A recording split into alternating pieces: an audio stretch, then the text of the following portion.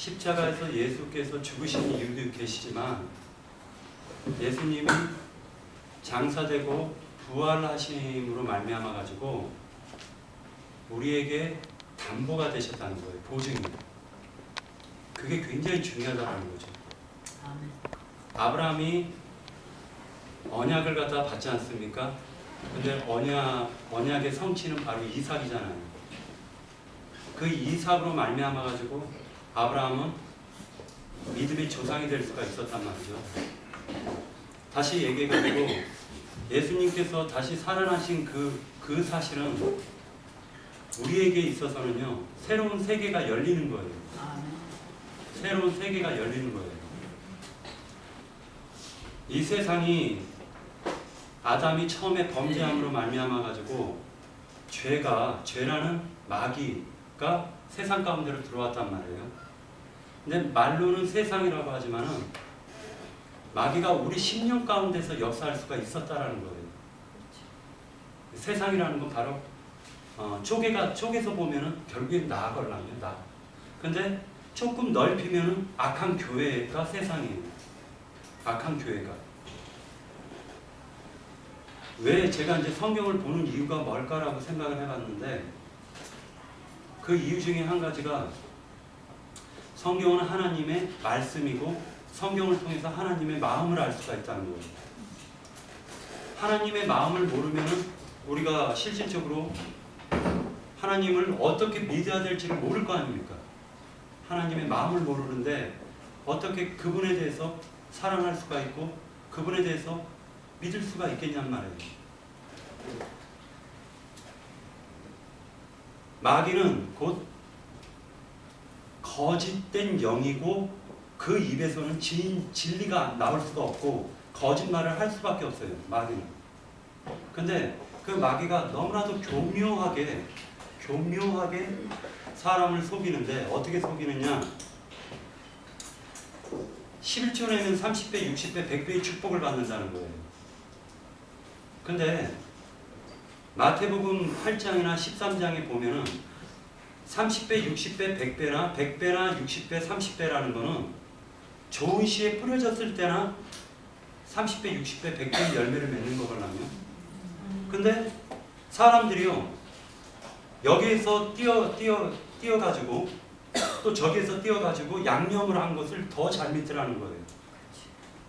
자, 보세요. 11조라는 말에는 30배, 60배, 100배라는 말이 안 나와요. 11조라는 말 자체에.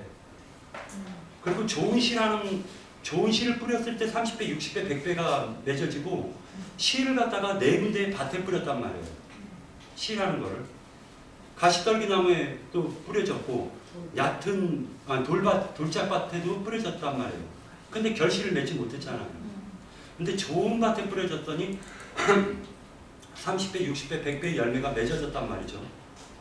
다시 얘기하자면 마귀에게도 좋은 밭이 있을 것이고 마귀에게도 좋은 밭이 있어요. 그게 어떤 밭이냐면은 내가 의롭다라고 생각하는 밭. 내 자신이 의롭다라고 생각하는 밭이에요. 심히 죄인이라는 사실을 갖다 깨달은 사람은 교만할 수가 없지 않습니까? 그 밭은 하나님이 쓰시기에 좋은 밭이에요. 결과적으로는 뭐냐면, 이제 원점으로 잠깐만 다시 돌아가서 십자가에서 예수께서 죽으실 수밖에 없었던 이유가 이 마귀 사망 세계로부터 우리를 건져내실 필요가 있었다라는 거죠. 사망 세계라는 것은 마귀가 통치하는 세계를 얘기하는 거예요. 그리고 그 세계를 가르쳐 가지고 죄라고 얘기하는 겁니다. 그 세계를 가르쳐서 죄라고 얘기를 할 수도 있다라는 거예요. 그 죄라는 세계에서 우리를 건져낼 필요성이 있었다라는 거예요. 하나님께서는. 그리고 그걸 창세 전서부터 계획하시고 이루시려고 하셨다라는 거죠. 결과적으로는 뭐냐면은 마귀 세계에서 건져내시려고 십자가라는 것을 갖다 두셨는데, 이 십자가는 놀랍게도 천국으로 열어놓으신 길이에요. 길. 오전 시간에 우리가 증거를 갖다 들었지만 저는 한 가지 덧붙이고 싶은 게 율법 중에서요. 율법이 613가지인데 그 613가지의 율법 중에서 한 가지라도 어기면 난 죄인이 되어버리는 거예요. 율법이라는 게 612가지는 잘 지켰는데 613번째 아니면 한 가지를 내가 만약에 어겼으면 나는 양을 들고 가서 하나님께 죄인입니다 라고 번제를 드려야 돼요. 그러니까 결과적으로는 뭐냐면 평생 살아가면서 613가지를 갖다가 죽을 때까지 지킬 자신이 있냔 말이에요. 우리가 없잖아요. 그러면은 결과적으로는 믿음의 법으로나 구원을 받을 수밖에 없다라는 거죠. 믿음의 법으로나. 이 세계는 눈에 보이지 않는 세계지만 그 세계는 믿음 안에서 주 예수를 갖다 발견하는 세계란 말이에요. 결과적으로는 어떤 생각을 가졌냐면 십자가를 갖다 통해 가지고 세상을 뒤바꿔 버리는구나 라는 걸 느꼈어요. 예수께서 십자가를 갖다 지실 때 보면은 다 이루셨다라는 말씀을 하시고 계시록에 가가지고 또 다 이루셨다라는 말씀을 하시는데 십자가에서 다 이루셨다, 다 이루었다라고 증거하신 이유가 놀랍게도 예수 안에서의 새로운 세계를 갖다가 예비하신 것이 아닌가라는 생각을 갖게 된 거죠. 그 세계 안에 들어가면 죄를 지을 수가 없다라고 얘기를 하고 있어요. 성경에서 보니까 그 세계 안에서는 죄를 갖다가 지을 수는 있는데 죄를 죄로 여기지 않는 세계예요. 그리고 율법 아래 있는 세계가 아니라 율법 위에 있는 세계이고 새로운 법이 지정이 됐는데 그것이 바로 그리스도의 율법으로 새로운 세계가 열렸다는 거예요. 그리스도의 율법은 마음으로 간음하지 말라 했는데 음탕한 눈으로 여자를 쳐다만 봐도 간음이 되는 세계예요. 음탕한 눈으로 쳐다만 봐도 간음이 돼요. 그러면 저 같은 경우는 한 1,000번, 1만 번은 아마 했을 거예요. 여지껏 살아오면서. 그러다 보니까 결과적으로는 죄에 대해서 그리스도의 율법은 심히 죄가 죄로 더 더해지는 건데 그것은 바로 죄 아래 하나님께서 가둬나셔야지만이 인간이 구원이라는 걸 알게 되고 구원의 세계로 들어갈 거 아닙니까? 근데 사람들을 만나면은 자기가 죄인이 아니라고들 많이 생각을 해요. 자기가 죄인이 아니라고 생각하고 자기의 생각이 그것이 마음에 굳어져 가지고 이것을 하면 좋은 사람이고 저것을 하면 나쁜 사람이야 라고 아예 딱 갈라놨더라는 거죠. 그것이 놀랍게도 마귀가 그러한 생각들을 갖다가 주장을 해가지고 사람을 갖다 이끌어가는 것을 볼 때 저는 이제 그런 생각을 많이 했어요. 결과적으로는 하나님께 우리가 십자가에서 죽어야 될 것은 사람인데 나라는 자신이 십자가에 들여지고 십자가에 못 박혀서 죽어야 되는데 그것을 로마서 6장 6절에는 이렇게 얘기하고 있습니다.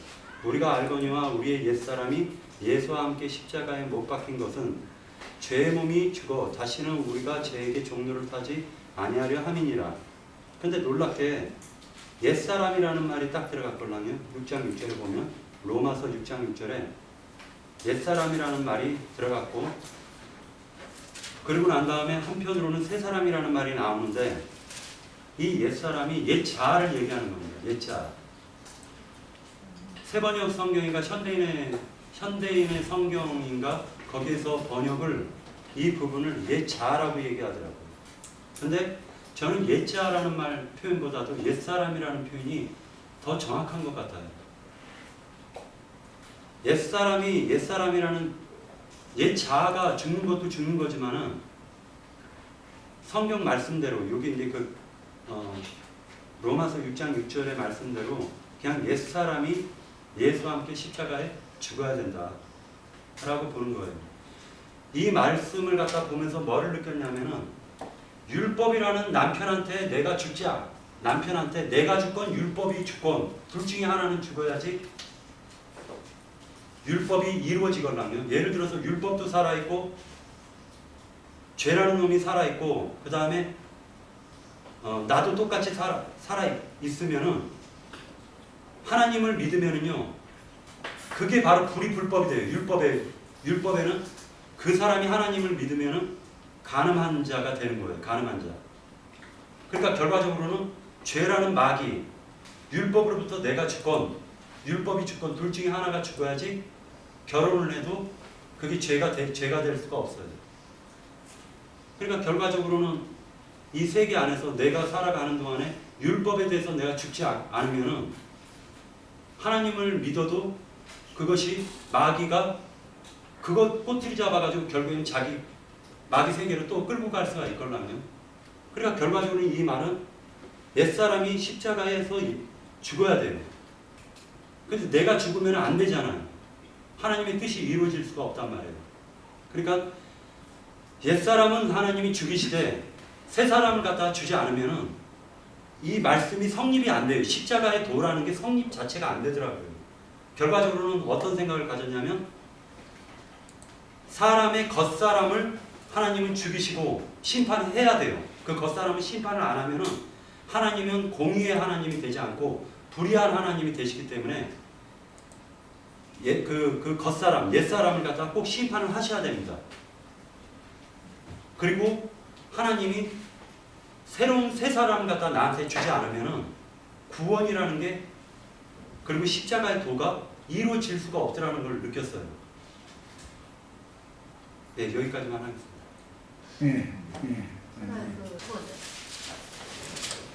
갈라디아서 5장 24절.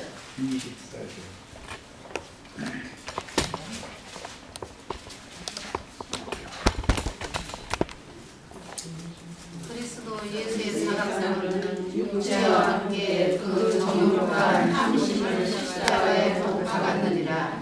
그 6장 14절에 그러나 내게는 우리 예수 그리스도의 십자가에 결코 자랑할 것이 없으니 그리스도로 말미암아 세상에 나를 대하여 십자가에 못 박히고 내가 또한 세상을 대하여 그러하리라. 할례나 무할례가 아무것도 아니오되 오직 새로 지으심을 받은 것만이 중요하니라.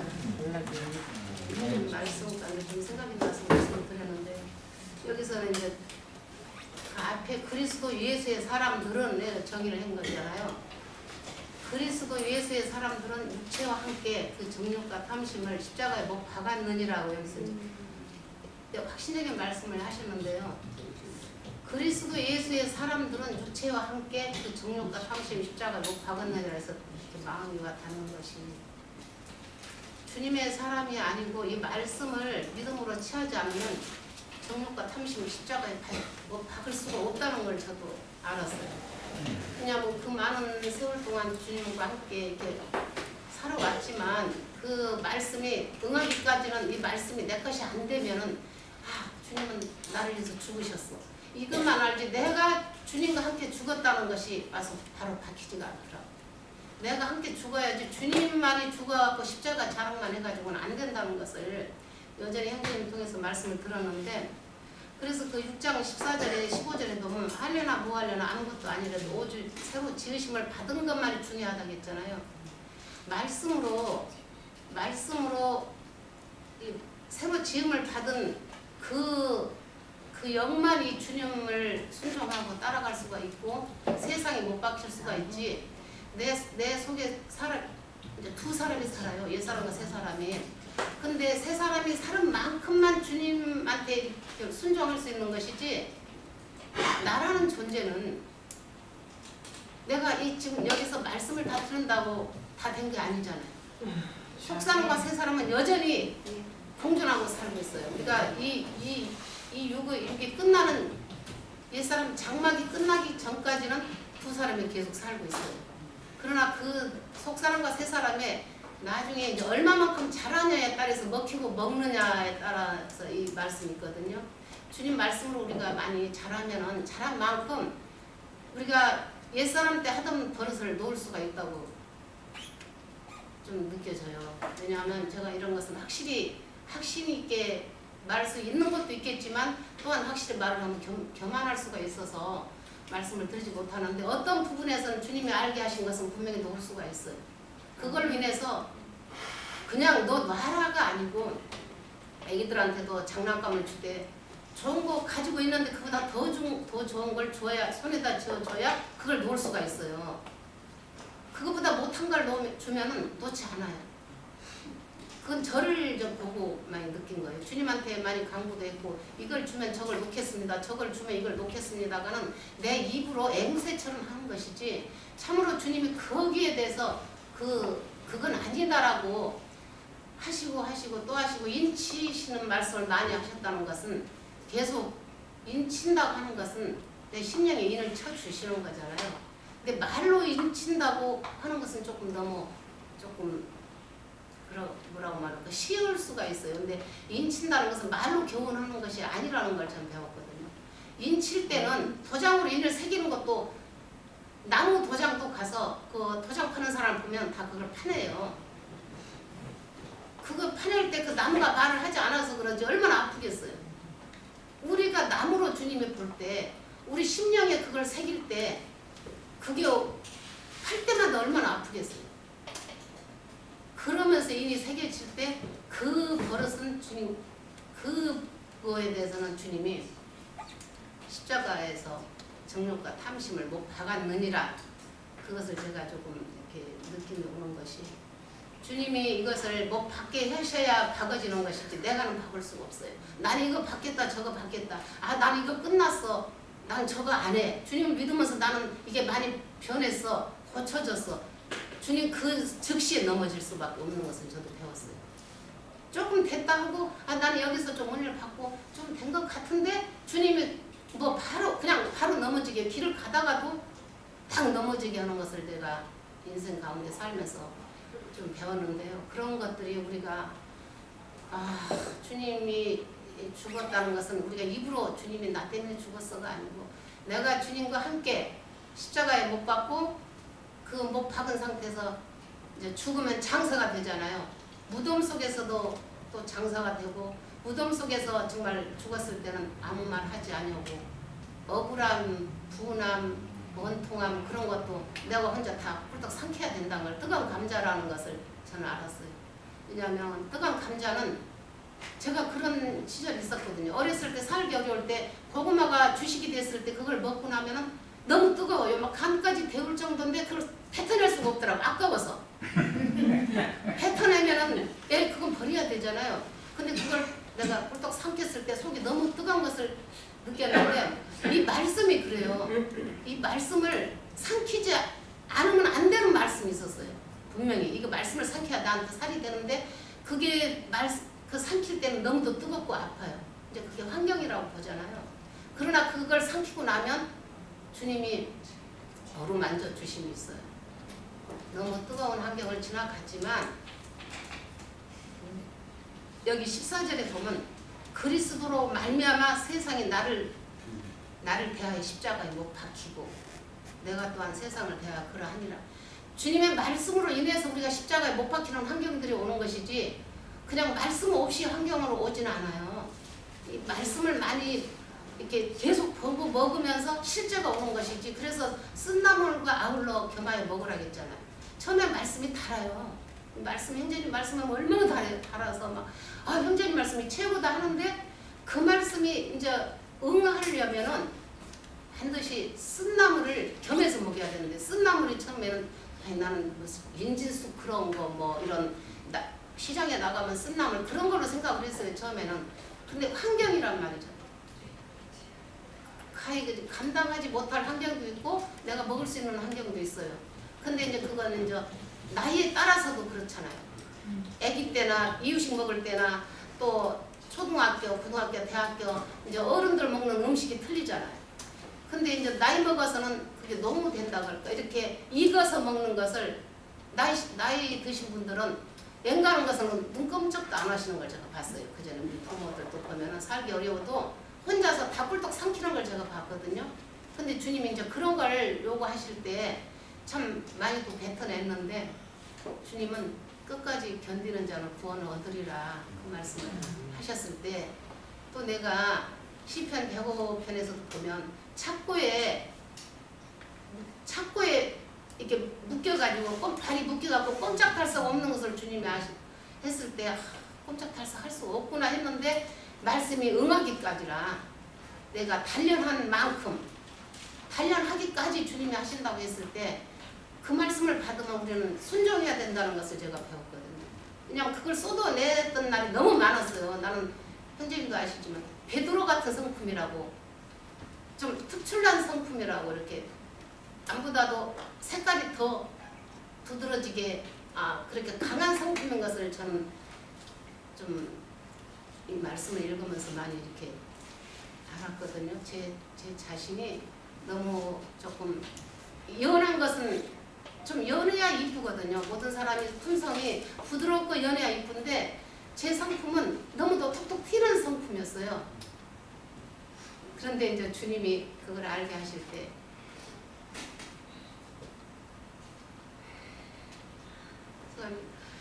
부드럽고 연하고 온유하고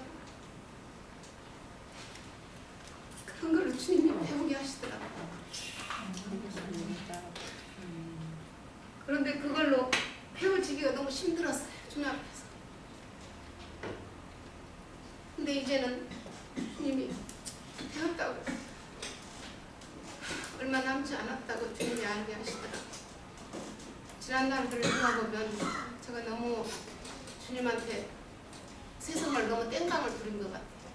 너무 아프게 있고 주님이 뭐가 나와 함께 간다고 그게 안 깨달아졌었어요. 선생님이 언젠가 말씀하셨던 것이 주님이 자매와 인생을 함께 간다고 해서 뭔 인생을 나와 함께 가느냐고 나는 이렇게 아프고 힘든데 했는데 그 말씀이 응하기까지 나를 잊고 주님이 가신다는 걸 제가 알았어요. 너무 죄송하고 미안하고 주님 속속에서 정말 죄송해요. 너무 죄송해요. 주님 한 배를 탄 요나가 한 배를 타서 선장이나 모든 사람들이 힘들게 했던 것처럼 그때 요나는 살겠다고 배 밑창에 들어가서 잠을 잤을 때 그 잠이 온전해 주겠는가. 저는 그걸 주님이 알게 하시더라고요. 나로 인해서 한 배를 탄 사람이 얼마나 힘들었을까. 내가 힘든 게 아니고 주님이 나와 함께 이 길을 갈 때 다시 십자가를 치고 가시는 거잖아요. 그 십자가를 통해서 나를 배우게 하시니 나 같은 것이 무엇인가인데 주님 나를 잊고 이렇게 가십니까? 했을 때 주님이 이제 그 발에 찾고 차인 것을 말씀 응하기까지라고 단련하기까지라고 그렇게 말씀을 받고 나서 제가 요즘에는 이제 쉼을 얻어서 주님 앞에서 이제 찬송도 드리고 그렇게 살아가고 있어요. 어떻게 말씀을 들어보니 제 간증이 됐는데 이 길을 가면서 어려운 지체들이 있으면 좀 힘 좀 내라고 저를 들어서 말씀을 드리는 겁니다. 아멘. 네. 현대장님 말씀 잘 들었고요. 그 하나님은 여러 방면으로 이제 우리 각자에게 그 당신의 뜻을 전달을 하세요.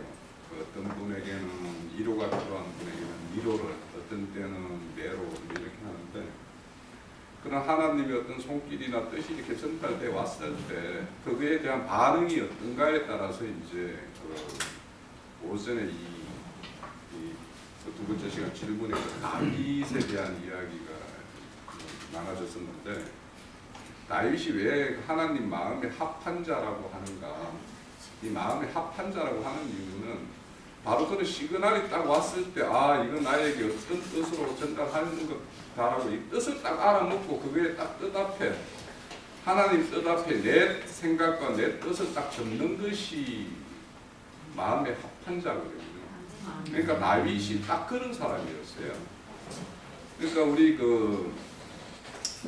우리가 회개 이런 말을 많이 하는데, 이 회개라는 거는 회개하게끔 하는 그런 어떤 상권과 환경, 그런 것들 우리한테 음성을 주어요. 하나님이 분명히. 주는데 그걸 우리가 이제 우리 생각이 앞서다 보면 하나님의 어떤 시그널이 온다 하더라도 뭔가 왔다 하고 느껴도 그걸 좀 이렇게 접어두고 내 뜻을 이제 앞세우는 어떤 이런 것이 이제 우리의 어떤 과거의 어떤 행설에 따른 어떤 그런 것인데, 근데 이제 다윗은 그렇지 않은데, 근데 우리가 이 해결하는 것도 우리가 해결하는 것이 아니에요. 우리 그 누가복음 15장에 보면 이 세 가지 비유가 나오죠. 잃어버린 양의 이야기, 100마리 양 중에 71마리 양, 그리고 10드라크마 중에서 한 드라크마를 잃었고 두 아들 중에 한 아들을 이렇게 잃었는데, 그것이 그 앞에 어린 양이나 드라크마는 자기가 찾아올 수 없잖아요. 주인한테도. 주인이 당연히 찾아가야 되잖아요. 그래서 이제 주인이 그걸 찾기 위해서 온 방을 막 이렇게 뭐 어디를 썰어서 뭐 이렇게 드라크마를 찾듯이, 어린 양도 그렇게 찾듯이.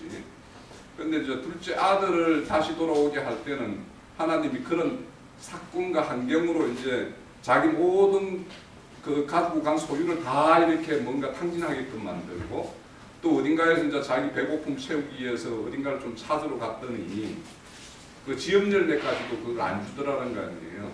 그렇게 몰아쳐서 그 사람은 다시 아버지 집을 생각하게끔 해서 아버지 집으로 돌아오게 한단 말이에요.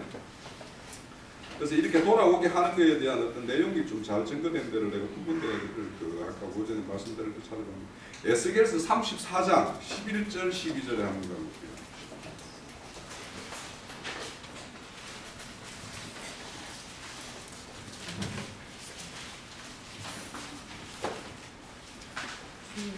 주 여호와께서 이같이 말씀하셨느니라. 나 곧 내가 내 양을 찾고 찾되 목양자가 양 가운데 있는 날에 양이 흩어졌으면 그 때를 찾는 것 같이 내가 내 양을 찾아서 버리고 하는 날에 그 흩어진 모든 곳에서 그것들을 건져내리라.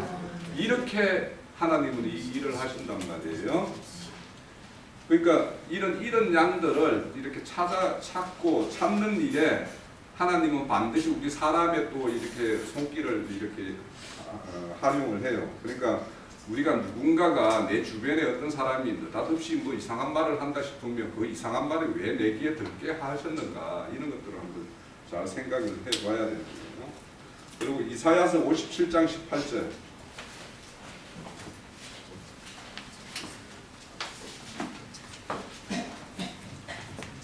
54장 18절에 보면 내가 그의 4장 7장 57장 57장 18절에 보면요, 내가 그의 길을 도왔으며 그를 고쳐줄 것이다. 그를 인도하여 그와 그를 슬퍼하는 자에게 위로를 다시 얻게 하리라. 예, 이렇게 이스라엘 백성들이 자기 어떤 하나님의 어떤 그 인도하는 길을 가지 않고 다른 길을 갔을 때 그들에게 이제 다시 그 바벨론으로 다 잡아가게 했죠, 그죠? 그렇지만 다시 이들을 다시 돌아오게 하는 어떤, 그래서 그들을 완전히 회복시키게 하는 이런 일들을 하나님이 하시는 거예요. 그러니까 그러면 어떻게 하느냐? 아까 말씀드린 대로 그런 어떤 신호를 우리한테 보내줄 때 이것이 하나님이 음성이다라고 하는 순간, 그 느낌이 오는 순간 딱 가는 길을 딱 멈춰서는 게 제일 중요해요. 딱 멈춰서서 거기에서 더 하나님의 어떤 그 음성을 더 명확하게 어떤 새겨보는 어떤 이런 시간들을 가지고 있는 게 중요하고, 오늘 제가 좀 드려보고 싶은 내용은 히브리서 6장이에요. 히브리서 6장인데 신약 성경 359페이지입니다. 거기 우선 이제 그 6장을 좀 이렇게 말씀을 드려보려고 그러는데, 제가 이제 그 먼저 한번 한 구절만 그 6장에서 한번 읽어볼게요. 19절이요. 히브리서 6장 19절. 우리가 이 소망을 가지고 있는 것은 여호와의 같아서 든든하고 견고하여 기장하게 들어가니라. 이렇게 되어 있어요. 자, 사람은 누구나 희망하는 게 있고 소망하는 게 있죠. 다 있잖아요. 이거 없으면 사람이 무슨 날을 보낼까? 그 인생을 날 수를 뭘로 채울까? 우리는 다 각자 소망하는 게 있어요. 그러면 이 소망하는 게 어떤 거냐에 따라서 영혼의 닻이 될 수도 있고, 닻이 되어서 튼튼하고 견고한 그 예수님만이 뗄 수 있는 그 휘장. 그래서 예수님이 그 휘장에 그 성소와 지성소 갈라놨던 그 휘장을 주님의 십자가의 죽으심으로 휘장을 찢어버렸죠. 그래서 들어갈 길이 생겼어요. 그렇지만은 우리가 그 길을 그분이 그렇게 휘장을 찢었다라는 사실은 우리가 뭔가 말씀을 들어서 이렇게 들었어요. 그렇지만 정작 내 자신이 그 안으로 들어가는가 안 들어가는가는 내가 알아서 뭐 들었어 이런 거와 상관이 없다라는 거예요. 그러면 내 영혼의 이 닻이 되는 소망이 어떤 소망이냐에 따라서는 그게 사망으로 가는 것일 수도 있고, 정말 하나님이 원하고 우리에게 선하고 기쁜 뜻으로 지은 그 세계로 우리가 갈 수도 있어요. 그래서 이 소망에 대해서 우리가 이제 좀 우리가 각자가 가지고 있는 소망이 이것이 하나님이 나에게 이렇게 마음을 이렇게 소망으로 가지고 이렇게 하기를 원하는 소망인지 아닌지에 대해서 우리 한번 좀 살펴보기를 원해요. 우선 그 히브리서 6장의 어떤 그 19절은 거의 말미 결론 부분이니까 좀 앞쪽으로 가서 그 히브리서 우리 그 5장 14절에 보면 단단한 음식은 장성한 자의 것이나 그들은 지각을 사용함으로 연단을 받아 선악을 분별하는 자니라 이렇게 되어 있는데, 여기서 이제 장성한 자는 이제 단단한 음식을 먹는 자라고 그래요. 그러니까 이런 단단한 음식을 먹는 것은 아무나 먹는 것이 아니라는 거죠, 결국에는. 그런데 여기에서 지각을 사용하고 연단을 사용해서 이 장성한 자는 선악을 분별한다고 그러는데, 우리 연단을 받는다라는 게 뭐냐면 이게 근본 기본적인 뜻은 뭐냐면 발갈 벗기다라는 뜻이에요. 거기에서 온 말이에요. 그러니까 우리가 연단을 한다라는 거는 우리가 뭔가 쇠를 순철을 만들기 위해서는 불순물을 제거해야 되잖아요. 그러면 그러기 위해서는 그냥 용광로에다 막 녹여가지고 거기에다가 그 우리 철의 순도를 높이기 위해서는 우리 저 석회석 돌을 막 같이 보여요. 그러면 그 철에 있는 불순물하고 석회석하고가 막 녹아가지고 그게 이제 위로 이렇게 떠오르면 그 불순물을 제거하면 이제 좀 더 이제 그 순철에 가까운 이런 것이 되는데, 이렇게 하나님이 우리에게 연단을 주는 이유는 우리가 불순물이 너무 많기 때문에 그 불순물을 벗겨내는 작업이에요. 그것을 벗겨내야지만이 우리가 그러니까 여기에서 우리 창세기 보면은 선악과 먹음으로 인해 가지고 눈이 밝아져서 선악을 아는 일에 하나님과 하나같이 되었다라고 하는 것이 뭐냐면 타락한 인간의 죄인상을 말하는 건데, 그것을 말하는 선악과 여기도 보면 또 선악을 분별한다고 그러죠. 이 선악이 다르다라는 거예요. 그러니까 창세기 3장에서 말하는 선악과 여기에서 말하는 선은 이렇게 연단을 받아가지고 내가 어떤 타락된 그런 어떤 죄성에 관련된 것들을 이렇게 벗겨짐으로 인해 가지고 이제 새로워진 눈을 가졌을 때 바라보는 선악의 눈이에요. 이 선악의 눈은 인간의 어떤 타락상의 어떤 선악이 아니라 하나님이 바라보는 선과 악의 기준에 따른 분별을 할 수 있는 것이 장성한 자라는 거예요. 그러면 이렇게 장성한 자가 6장에 오면 막 초보의 도를 버려라 막 이렇게 시작을 하죠. 6장에 오면. 그래서 우리는 그리스도의 도의 초보의 도를 버리고, 앞에 뭐냐면 장성한 자하고 대비되는 게 뭐냐면 젖 먹는 자라고 이렇게 대비되어 있죠. 연한 식물만 먹는 자. 연한 식물을 먹는다라는 거는 그냥 인간이 좋게끔 해주는 막 이런 거 말만 해주면 좋아하는 이런 사람들이 연한 식물을 먹는 거예요. 그런데 이제 단단한 식물을 먹는 자는 그 사람을 이렇게 연단시키는 거, 뻗기는 맛. 그 사람이 어떤 속에 있는 것들, 내재되어 있는 어떤 더러운 것들을 이렇게 덜어내는 맛. 이런 말을 하면은 이거는 일반 연한 사람들은 그냥 듣기 싫어가지고 못 듣는 거죠. 그렇지만 이 장성한 자들은 그런 말을 듣는다라는 거예요. 그렇게 해서 이제 선악을 분별을 하는 사람은 이제 그리스도의 도의 초보를 버리고 죽은 행실을 해결함. 이런 것도 버리라는 거죠. 죽은 자는 뭐냐면 여기서 죽은 자라는 거는 내가 예수 먹기 전에, 그러니까 내가 거듭나기 전에 죄 지은 것 막 이런 것들을 자꾸 회개하는, 우리 저 가끔씩 뭐 이렇게 예를 드는 거 뭐 어렸을 때 뭐 뭘 어떻게 뭐 이렇게 친구들 뭘 이렇게 했네 말았네 뭐 하는 이런 것들 같은 거. 그래서 우리가 이런 죄를 회개하는 것도 버려야 되지만 자꾸 그런 걸 생각나게 하는 것도 버려야 돼요. 그러니까 과거에 내가 어떤 하나님 알기 전에 범했던 죄를 너 옛날에 너 이런 인간이었는데 너 이런 인간이었는데 그 사람에게 자꾸 그런 소리 하면 그것도 합당하지 않은 거예요. 하나님이 용서를 한 걸 왜 자기가 자꾸 막 그거 들춰내냐고. 나는 하나님 앞에서 당당하고 싶은데. 그렇죠? 그러니까 그런 걸 내가 스스로도 막 이걸 해결합시고 하면 안 되는 거예요. 하나님은 이런 걸 해결하라고 막 이렇게 하는 거는 그거는 사탄 마귀가 나를 참소하는 것이지 하나님이 그런 걸 떨쳐내는 건 아니란 말이에요. 그리고 하나님에 대한 신앙, 이거 우리가 어렸을 때 신앙은 뭐냐면 하나님에게 내가 막 드리는 신앙이었죠. 내가 막 어떻게 하나님을 위해서 막 해드릴까 막 이랬어요. 저도 교회 가서 얼마 지나서 내가 교회에 내가 10개를 짓는다. 이게 제 첫 번째 막 이런 걸 막 그러니까 여 뒤에 가면 흑맹세 하면 안 돼요. 뒤에 가면 이제 맹세라는 이야기도 나오는데 그런 흑맹세를 막 했었어요. 저도. 내가 그 건설 관련된 일을 하는 사람이니까 뭐 어떻게 뭐 할 수도 있겠지 뭐 이런 생각도 했고 또 내가 처음에 다녔던 그 교회가 저 어디 뭐 필리핀 가서 막 교회 짓고 막 이런 짓을 많이 했어요. 그런 교회예요. 그러다 보니까 그 사람들도 하니까 나도 뭐 그거는 뭐 할 수도 있겠지 해서 나도 그런 목표를 지었는데 그러니까 이 하나님께 대한 신앙이라는 게 과거에 우리는 인본주의로서 뭐냐면 내가 정성 들이고 뭔가를 드리면 하나님이 뭐 이렇게 또 받으실 거다라고 생각하는데 하나님은 절대 그런 거 안 받는단 말이에요. 거듭난 심령으로 그러니까 새로운 영의 거듭난 영이 드리는 재물이 아니면 그 앳밭에서 내가 일궈낸 거잖아요. 그거는 하나님이 보시기에는 이 뒤에 보면 가시와 다 은근키예요. 우리가 보기에는 좋은 거라고 생각하고 드렸는데 하나님 보기에는 다 가시와 은근키를 갖다가 막 갖다 드리면서 막 드시라고 이러는 거예요. 똑같단 말이에요. 그런 것들 다 버리고 그리고 세례, 안수, 죽은 자의 부활 이런 우리가 이런 세부 항목들에 대해서도 이렇게 그건 몰라도 좋다라는 것이 아니라 이런 걸 자꾸 이런 거에 대해 장념할 필요 없다라는 거예요. 자, 고린도전서 13장에 보면 믿음과 소망과 사랑 중에 제일 좋은 것은 사랑이라고 그러죠. 왜 사랑이 제일 좋은 줄 아세요? 거기 앞에서 보면은 믿음과 소망은 다 부분이라고 이야기를 하는 거예요. 사랑은 완성이라는 거예요.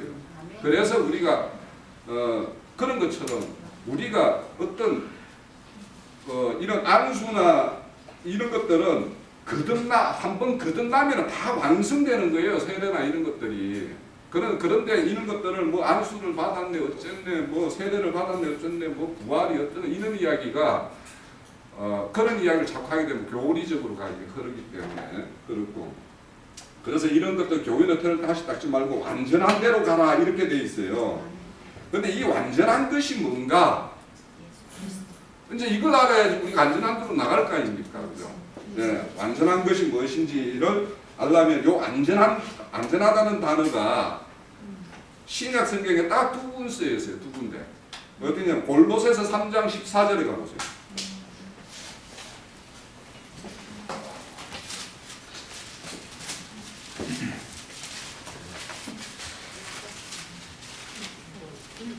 (3장 14절이요) 이 모든 것 위에 사랑을 더하라. 이는 온전하게 매는 띠라. 온전하게 매는 띠라고 그러죠. 그 맨다라는 거는 뭐예요? 낱개로 이렇게 있는 것이 아니라 하나의 단어로 묶는 거라는 거죠. 예? 요 말을 다른 걸로 딱 해석해 놓은 것이 뭐냐면 에베소서 4장 12절에 한번 가볼게요. 그 앞쪽입니다. 4장 12절. 예, 이는 성도를 온전하게 하여 봉사하는 일을 하며 그리스도의 몸을 세우려 하십니다. 예. 우리가 여기에서 완전한 거는 뭐냐면 다 묶는 거예요. 묶고 그리스도의 몸이라는 것이 뭐죠? 그리스도의 몸이 뭐예요? 교회잖아요. 그러니까 완전한 거는 교회를 세우는 일. 뭔가 우리가 각자 낱낱이 개개인별로 뭔가 신앙을 했던 신앙이었다면 이제는 뭐냐면 이 하나의 어떤 그 단체를 생각하는 우리 성도라는 말이죠. 성도. 우리 성도라는 말 많이 쓰죠. 그 성도라는 말이 성자가 거룩할 성자의 도자는 뭐냐면 무리 도자예요. 성도라는 거는 각자 나 자신이 나도 성도 너도 성도 성도가 아니라 이거는 한 무리로 묶여 있을 때 성도가 되는 거예요. 여기에서 따로 떨어져 있으면 그거는 뭐냐면 아까 이런 양처럼 그냥 유리하는 자가 돼요. 그러니까 하나 묶는 거란 말이에요. 그러니까 우리가 이렇게 신앙을 한다면 이렇게 단체로 하나 묶는 쪽으로 가야 되는 거예요. 뭐든지. 그래서 제 닉네임이 뭐라고요? 하나여라예요. 그래서 저도 그건 아무 생각 없이 한 게 아니라 야 이게 왜 우리가 선악과 먹음으로 인해 가지고 나타난 정상이 뭐냐면 부끄러움이었죠. 수치심이었죠. 그리고 두려움이었죠. 그전에는 없었어요. 그걸. 왜 그 부끄러움이 있어요? 아담과 하와는 처음에는 하나였어요. 하나였으니까 부끄러울 것이 없죠. 그런데 이게 선악과 먹음으로 해서 아담 하나, 하와 하나가 돼버린 거예요. 각자가. 그러니까 뭐냐면 서로가 서로를 마주보는 눈을 가지게 된 거예요. 서로를. 예전에는 같이 보고 같이 말하고 같은 걸 이렇게 했었는데 이제는 아담만에 있었지 원래. 예. 그랬는데 이게 완전히 개별 객체가 되면서부터 뭐냐면 막 이제 수치심이 생기고 있고 그때부터 뭐냐면 욕심이라는 게 생긴 거예요. 가인이 왜 아벨을 죽여요? 시기 질투 때문에 죽인 거잖아요. 그러니까 우리가 개별이 되면 각자가 되면 시기 질투가 생겨요. 이 안에서도. 왜냐하면 저 친구가 뭔데 왜 저래 뭐 이런 식으로 자꾸 되는데 이게 다 우리가 하나다라고 생각하면 저기가 좀 아픈 것 같네. 어떻게 해줄까? 뭐 이런 생각이 되는데 그게 아니면 왜 될꼴이다 뭐 이런 식으로 가는 거예요. 그런데 이게 우리가 하나라면 어딘가 저 지체가 어딘가에 불편한 것 같다. 뭔가 심사가 요즘에 뭔가 편하지 못한 일이 생겼는 것 같다. 뭐 이렇게 해서 우리가 그 사람의 어떤 그거를 이렇게 헤아리려고 하는데 그렇지 않으면 이게 시기와 질투가 이렇게 그러니까 우리 마음에 나오는 이 가시운동기는 다 시기, 질투 이런 것들인데 그래서 이제 이렇게 완전한 거는 뭐냐면 하나로 묶는 거예요. 그러면 우리 교회에서 하나로 묶는 거는 우리가 뭐 마음을 합하자 한다고 해서 합해지는 것이 아니고 한 성령 우리 그 고린도전서 12장 13절에 보면은 한 성령을 먹고 마신다고 그러죠.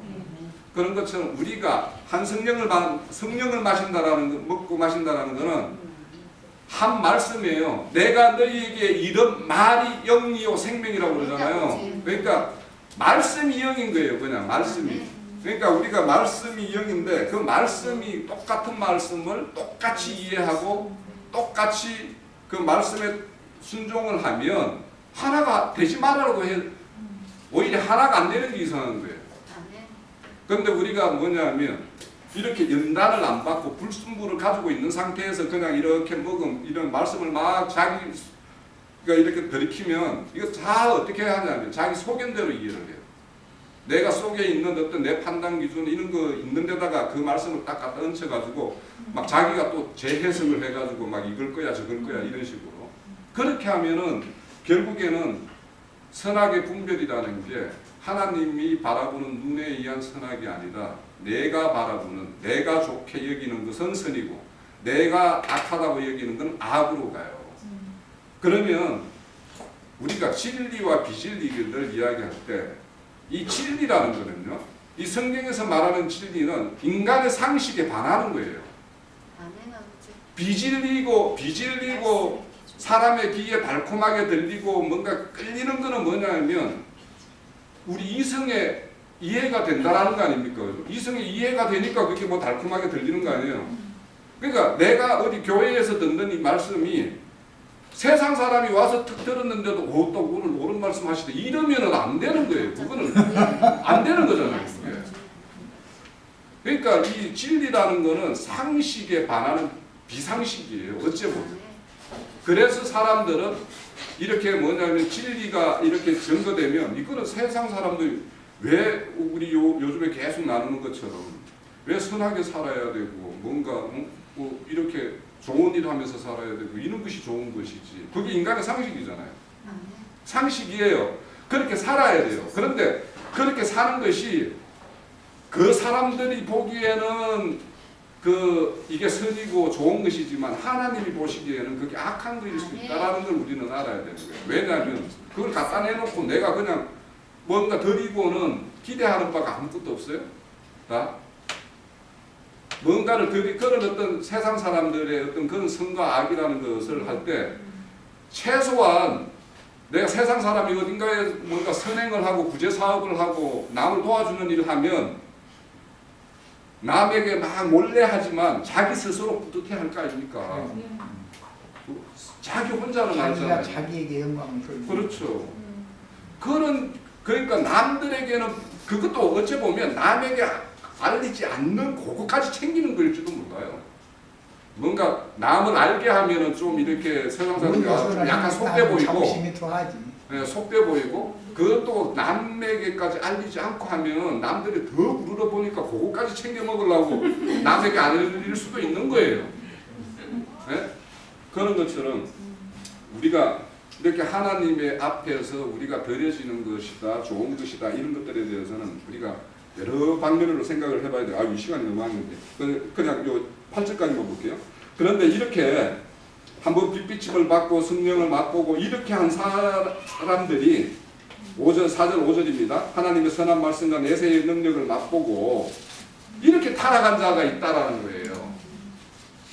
여기 와가지고도 우리 여기 와서도 이렇게 진리의 말씀이 이게 막 뭔가 막 빛이다 진리다 이렇게 같이 호응을 하다가 어느 날 갑자기 다른 생각, 옛날 생각이 뭐 문득 들어온 거. 그러니까 생각이 문득 들어오는 거 잡으면 안 돼요. 네? 문득 들어온 거에 그냥 팍 잡히면 안 되고 이게 왜 이런 생각이 왔는가, 이 생각이 출처가 어딘지 이런 걸 잘 면밀하게 생각을 해야 돼요. 네? 우리 특히 자매님들 이렇게 문득 들어오는 생각을 이렇게 풀쑥 잡히면 안 돼요. 왜냐하면 그거는 마귀가 줄 가능성이 훨씬 많아요. 네. 그런데 이렇게 타락한 자가 어떤 거냐면 여기서 타락한 자라는 게 완전히 뭐 반대의 길을 간다라는 게 아니에요. 곁길에 떨어졌다라는 뜻이에요. 살짝 옆에 떨어졌다라는 거예요. 그러니까 우리가 그 성경에서 죄라는 것은 목표 지점에 딱 우리가 그게 명중이 되지 않으면 이게 죄라는 거 아니에요? 여기에 타락하다라는 게 그 명중점에 살짝 벗어났다라는 거예요. 그러니까 이게 우리가 진리 비진리라는 거는 그게 막 뭐 90%가 다르고 10%가 같다라면 그건 누구라도 쉽게 분별이 되는데 한 8, 90% 비슷하고 한 10%가 전혀 다르니까 이게 막 진리인지 비진리인지 우리가 분간이 어려운데, 그런 것처럼 이렇게 타락한 자들은 그 오름에 잡혀 있기 때문에 절대 돌아올 수 없다라는 거예요. 왜냐하면 한 8, 90%를 가지고 어딘가에 가서 뭐 이렇게 진리 말씀을 전가하면은 상당히 먹혀요. 그 사람들이 어디 가서 이렇게 말씀 전거를 하도. 그러면 그 누군가가 그 한 50% 된 사람들이 한 80% 된 사람의 이야기를 하면 얼마나 기가 솔깃하겠어요. 그런 어떤 맛에 접어들면 그 사람이 거기에서 몽행을 하는 거죠. 그래서 여기에 보면 이제 이런 타락한 자들이 이렇게 빛비침을 보고 이렇게 타락한 자들은 여기 보면 십자가에 못 박고 예수님은 다시 못 박고 심히 욕되게 하는 거라고 그래요. 이 갈라디아서에도 이런 그 말씀이 있는데, 자, 그 7절에 보면 그 이에 자주 내리는 비를 흡수하여 바꾸는 자가 세게 합당한 채소.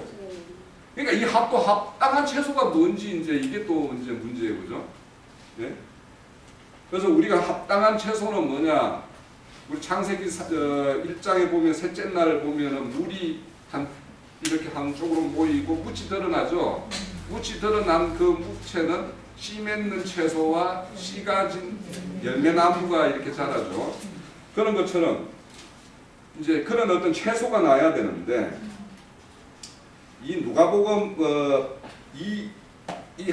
그러니까 땅이 이런 물을 흡수하고 합당한 채소를 내야 되는데, 그런 땅이 어떤 거냐 하면 우리 금방 박영재가 말했던 그 밭인데, 누가복음 8장 15절 빨리 가볼게요.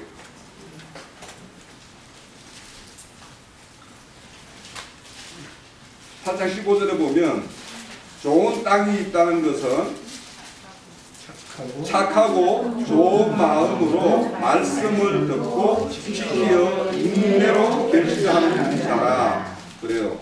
이런 자인데 그러면 여기서 착하고 좋은 것이 뭔지 이것도 우리가 이렇게 착하고 좋은 거 이러면은 뭐 그냥 예수님이 좋아하고 기뻐하는 거 이러면은 다 정답이죠. 그죠? 정답인데 이제 좀 더 구체적으로 말하면 이 착하다라는 거는 질서가 잡혔다라는 거예요. 그리고 두 번째는 균형이 잡혔다라는 거예요. 착하다라는 말 거기에 이제 그 헬라의 그 뜻을 찾아가 보면 질서가 회복되어 있고 뭐냐면 균형이 잡혔다는 거예요. 좌우 대칭을 이루고 있다라는 거예요. 이 뜻이 착하다는 말이. 그리고 좋다라는 말은 창세기 1장에 하나님이 뭔가를 내시고 좋았더라 좋았더라 하시죠. 하나님이 좋았더라 하는 그것이 좋은 거예요. 여기서 저 좋은 거예요. 우리가 좋은 것이 아니고. 그래서 이거를 선이라고 이야기를 흔히 해요. 선. 하나님의 선이라는 것은 그렇게 하나님의 창조 목적대로 뭔가가 만들어지고 나타나고 이렇게 드러나는 거 이 자체를 하나님 기뻐하시는 거예요. 그러니까 우리는 하나님의 형상과 모양으로 지어가야 될 사람이죠. 그러니까 하나님의 형상과 모양으로 지어가는 그 자체를 하나님은 좋았더라 하는 거예요. 그리고 말씀을 지켜 이렇게 내는데 그런데 우리가 말씀 지키기가 어렵잖아요. 그죠? 우리 박영자 아까 613가지라는데 그 613가지가 365, 248 그러니까 365는 뭐냐면 해라 해라 하라는 말인지 하지 말라는 게 365인지 헷갈려요 제가. 뭔가 예? 하라. 네, 하라가 365 하지 말라는 게 248이에요. 외우기 쉽잖아요. 248 그러니까 하라는 건 365일 360하루에 꼭 뭐 이렇게 매일같이 하라는 어떤 의미로 이렇게 이해하면 되고 뭐 그렇게 저는 이해를 했어요. 그걸 보면서. 그럼 이걸 어떻게 지키냐고요. 우리가 613개 조문도 지금 모르잖아요. 뭘 하라는지 뭘 뭐 하지 말라는지 모르잖아요 지금. 그럼 불가능하죠. 그래서 이거는 뭐냐면 말씀을 듣고 지키어 인내를 결실하는 자는 결국에는 앞서서 말한 대로 그 완전한 도로 나아가는 자들이 내는 어떤 그런 것인데 그런 사람이 내는 결실인데 교회에 바르게 아까 교회를 세우는 거 그리스도의 몸을 세우는 것이 온전한 거로 가는 거라고 그랬잖아요. 그러니까 그리스도의 몸의 지체로서 교회의 어떤 그 자기 할 일 다 하는 것 이것이 실질적으로는 말씀을 지키고 결실하는 자예요. 그래서 이런 어떤 제가 그 뒤에 말씀드리고 싶은 것은 뭐냐면 내 영혼의 돛이라는 게 닻이라는 걸 그것이 어떤 것을 내가 소망하는 걸로 가지고 있을 것이냐 내 소망이 그 내 영혼의 돛이라고 그랬는데 내가 그 타고 있는 성성하고 있는 배가 좀 큰 배여야 되겠죠. 그죠? 그래야지 뭔가 바람이 오도 뭐 그때마다 찰랑찰랑 하는 것이 아니라 그냥 이 애지간한 파도는 그냥 헤쳐나갈 거 아닙니까? 그러면 그 큰 교회가 숫자 많으면 큰 교회죠. 네? 아니에요? 그렇죠. 그렇죠. 사람 많은 것이 큰 배가 아니고 정말 진리가 깊고 그러니까 하나님의 어떤 세계는 깊이와 높이와 넓이와 뭐예요 또? 길이 이것이 장강구가 120 1200스타일 뭐예요? 144규빗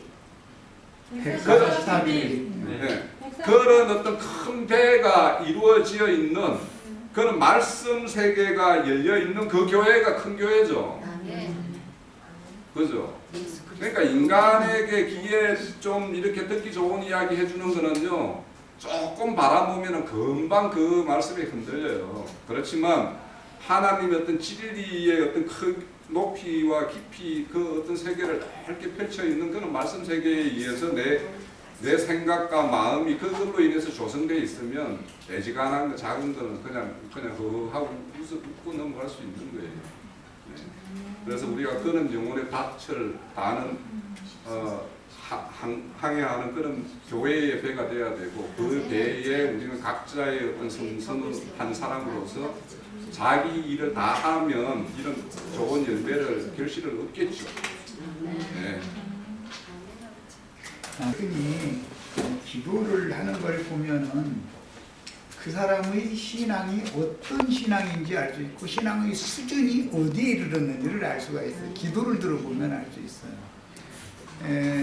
로마서 8장에 보면 우리는 마땅히 구해야 할 바를 모르지만 성령께서 오셔서 우리 속에 어떤 소원을 두시고 마땅히 구할 것을 그분이 구해 주신다 이랬어요. 이제 많은 사람들이 기도를 하면은 대부분 세속 교계에서 어떤 어린 신앙인들은 주님께서 나에게 능력과 권세를 주시면 나는 그 능력과 권세를 받아가지고 주님을 위해서 아주 기쁘게 쓰겠다고 이렇게 기도를 하죠. 나에게 능력을 주시옵시고 권세도 주시옵시고 이렇게 기도하라고 또 하고 그렇게 기도 많이 해봤잖아요. 그러면 결과적으로는 주님이 영광을 받으시라는 거예요. 내 영광을 위해서 주님 심부름 좀 해주세요 그 말이에요. 그런 사람은 예수 그리스도께서 나에게 계시될 믿음을 그분의 믿음을 부어주신 믿음이 아니고 내가 예수를 믿어주는 거예요.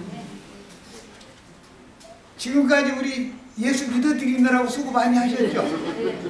예수님 너무 불쌍해. 믿어주는 사람들이 너무 없어갖고 그래 나 좀 믿어달라고 나 좀 믿어달라고 막 예수 믿어주는 사람이 믿음이 준 것 같아요. 주님께서 믿음을 주셔가지고 믿어지는 사람이 믿음이 줄 것 같아요. 믿어지는 사람이 그런데 그와 반대 현상이 너무 많죠. 믿음이라는 건 자연스러운 생명률에 따르는 일인 것이지 위로부터 부어져야 그게 믿음인 것이지 나에게서 나오는 건 믿음이 아니잖아요. 마귀 믿음이잖아요 그건. 그런데 사람들은 이 똑같은 믿음이라는 용어를 가지고 혼동해버린다. 나에게 능력을 주시옵시고 권세를 주시옵시고 왜 그래요? 내가 그렇게 하나님께 영광을 돌리려면 나도 능력이 있어야 되니까 달라 그 능력을. 그럼 하나님은 능력이나 주시고 권세 주시고 나면 그거 가지고 지가 다 통반장 나오겠다 그 말이잖아요. 그럼 실제 영광은 누가 받겠다는 거예요? 내가 주님께 영광을 돌리는 믿음이 아니라 주님이 나에게 오히려 영광을 돌려주셔야 되는 그런 믿음이란 말이에요. 지금 이게 무엇이 문제냐, 많은 사람들이 이것을 행하고 저것을 행하지 말아야 되고 이런 거에 대해서 그렇게 사로잡히는 것은 모세오경에는 그걸 요약을 하면 십계명인데 십계명을 풀어서 헤쳐놓으면은 유대교 랍비들이 풀어서 헤쳐놓으면은 613개의 조문이 된다는 거예요. 그래서 조문의 율법 그 얘기가 나온 거예요. 그런데 그 613개의 법조문 외우는 사람도 없고 그 성경 그거 다 조문을 아는 것과 세상 나라 판사와 그 사람이 공부를 잘하고 머리가 좋아서 사법고시에 패스 좋은 성적으로 패스를 했으니까 판사가 맨 먼저 제일 좋은 성적이 판사, 그 다음에 검사, 그 다음에 변호사잖아요. 이게 사법고시 중에서도 1등 했으니까 판사가 됐을 거 아니에요. 그럼 공부를 잘해서 판사가 된 것과 사람의 됨됨이가 하나님의 손에서 양육받아서 하나님 앞에 배운 것이 너무 많아서 사람이 풍성하게 된 것과는 다르잖아요. 판사라고 완벽한 건 아니잖아요. 그런데 자기도 완벽하지 못하면서 남을 판사에 판결해 주잖아요. 그럼 그 판사가 판결이 맞냐 이 말이에요. 안 맞는 거지 사실은. 이런 이치를 잘 생각해 보셔야 돼요. 야, 복음이라고 하는 것은 예수 그리스도의 생명을 얻으면 신의 성품을 모두 다 받는 거예요. 단번에 우리가 아버지의 허리에 있다가 모태로 옮겨져 가지고 하나님의 역사, 생명의 역사를 통해서 잉태가 되었으면 이미 벌써 사람의 생명 자체를 다 얻은 것이지. 그런 거죠? 그 사람은 겸손한 거 한 가지만 가지고 나오고 뭐 온유한 거 한 가지만 가지고 나오고 이렇게는 할 수가 없죠. 사람의 생명 속에는, 하나님의 생명 속에는 하나님의 신성의 모든 것이 다 포함되어 있는 거다 이 말이에요. 처음에 믿음으로 의롭다 하심을 받았다는 말은 근거가 그런 뜻이다. 생명률에 따른 거다 그 말이에요. 생명. 신의 생명을 받았으면 신의 성품 전체를 받아가지고 태어난 거예요. 문제는 이게 너무 어리기 때문에 사람으로 태어났어도 강아지만 또 묻을 수 있죠.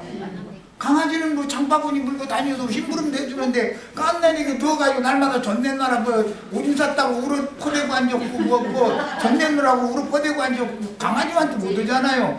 그러나 걔가 잘하면 강아지를 제어할 수 있다 이 말이에요. 강아지는 강아지고 사람은 사람인데 이해하셨죠? 이것을 생명의 구원이다 그러는 거예요. 우리는 그래서 자라는 과정에서 제일 중요한 것은 신의 생명으로 진리의 말씀으로 거듭났느냐 이렇게 중요한 거예요. 그 생명 전체 신성의 모든 것을 다 받아가지고 나온 거예요. 우리 거듭난 사람은 이런 이치를 모르다 보면 왜 너 10년 됐는데 예수 믿은 지가 10년 됐는데 그 모양이냐고.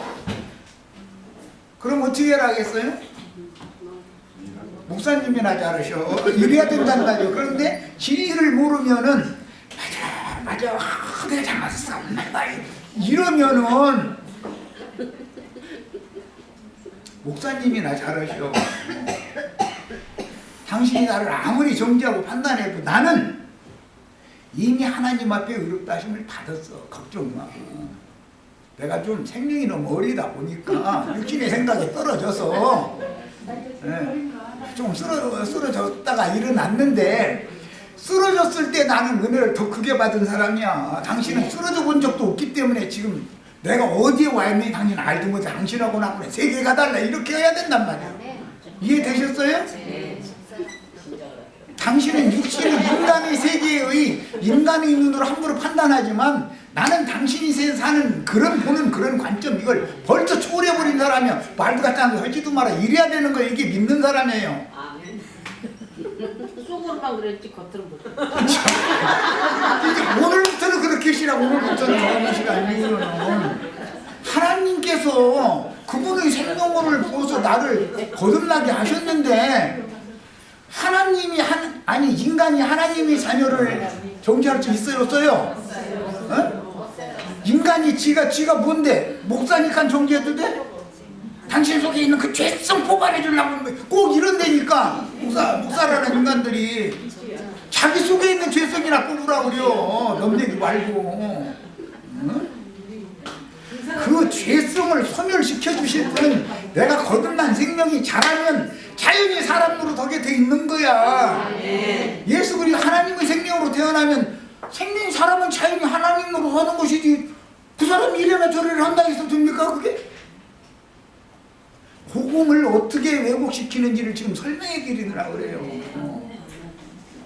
너무 오래 속아가지고 복음의 진리를 가르친 게 아니라 인간 교훈을 가지고 사람을 계속 세뇌시켰단 말이에요. 윽박지르고.